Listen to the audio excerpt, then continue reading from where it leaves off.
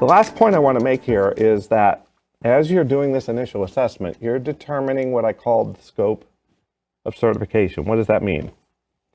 It means what people, what documents, what systems, which computers are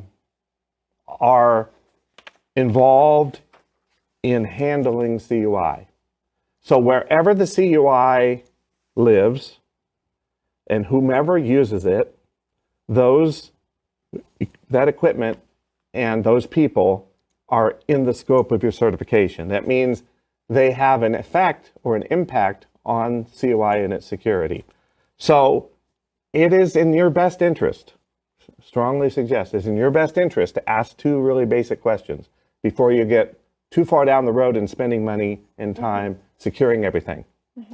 I'm not saying security is a bad idea. I'm not suggesting that. I'm saying that certification maybe can be narrowed down and kept simpler and less costly by really understanding scope and the options. So one question is, where does CUI live? Where does it reside? What systems are used? And how does it get accessed? Who accesses it? Because if DoD is only a portion of your business, say you have one or two contracts and that's it, you might want to segregate where all that's kept and who's able to use it.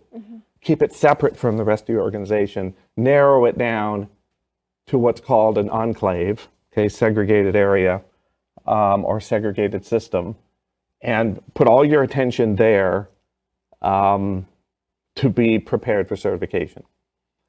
However, if you do a lot of DoD work and there's documents everywhere and most of it is related and most everyone needs access, then you won't have the option of an enclave.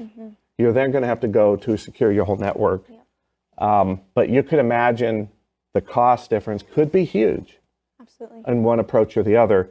But if you skip over this question, you could end up spending money securing a whole network when you might have been able to just secure a portion of your network or a separate system and meet the requirements. For a lot of small companies, it's a big lift to secure everything, so maybe looking at an enclave would make sense. So I think, again, our consultant helps our clients walk through those questions and those decisions. It's really a management decision, not a technical decision. So before you start spending money on all these technologies and such, really get your arms around scope. I think that's important. Thank you for watching this video to the end. This is part of a longer series on DFARS, NIST, and CMMC compliance produced by Core Business Solutions. Please subscribe to this channel, like this video with a thumbs up, and click the bell to get notified when we drop a new video. Also, we'd appreciate it if you would share this video with your colleagues who need to stay up to speed on DFARS, NIST, and CMMC. Thank you, and we'll see you again in the next video.